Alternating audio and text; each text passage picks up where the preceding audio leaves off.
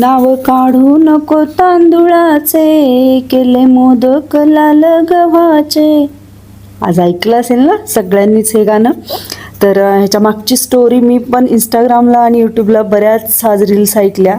तर 1971-72-73 या काळामधला जो दुष्काळ होता महाराष्ट्रामधला, तर त्यावेळी अमेरिकेकडून आपल्या ज्या सरकार आहे तर त्यांनी गहू मागवलेले, तिकडचे लाल गहू, आणि त्या लाल गव्हाचे मोदक त्या 2-3 वर्षांमध्ये आपल्या गणपती बाप्पाला दाखवले होते.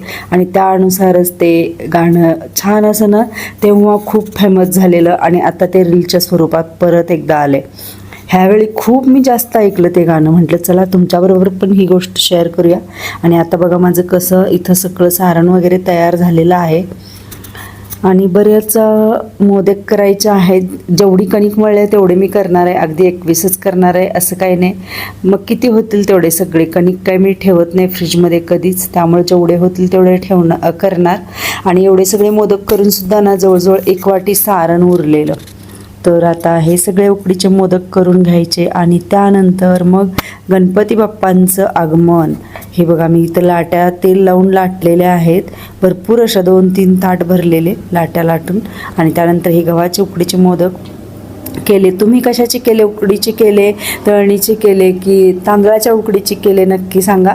आमच्याकडं तर काही तांदळाच्या उकडीचे मोदक करत नाहीत मला फार काय. एकदाच मी केलेले ट्राय, पण मला काही ते फर्स्ट टाईम काही जमले नव्हते. पण बघूया आता, हे 4-5 दिवस आहेत आपल्या गणपती बाप्पांसाठी, तर नैवेद्यामध्ये एखाद दिवशी मी ते सुद्धा मोदक करेन. आणि हे मोदक ना अगदी साधे सोपे आणि एकदम छान परफेक्ट जमतात सगळ्यांना, एकदम चांगले. आमच्याकडं नेहमी संकष्टी असू दे किंवा आणि कोणता गोडधोडाचा पदार्थ करायचा असतो त्यावेळी अशा प्रकारचे आम्ही मोदक करतो.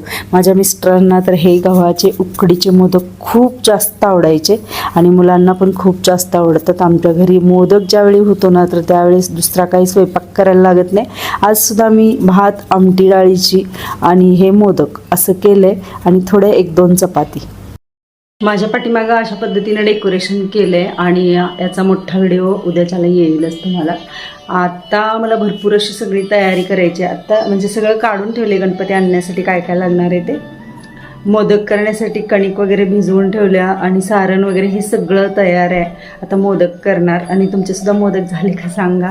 आजचा व्हिडिओ कदाचित उद्या येईल, त्यामुळं खूप लेट मी विचारते असं तुम्हाला वाटू शकतं. कसा वाटला व्हिडिओ नक्की कमेंट करून सांगा. पाठीमागं मंत्र वगैरे लागलेले आहेत समर्थांचे. तर चला, बाय बाय.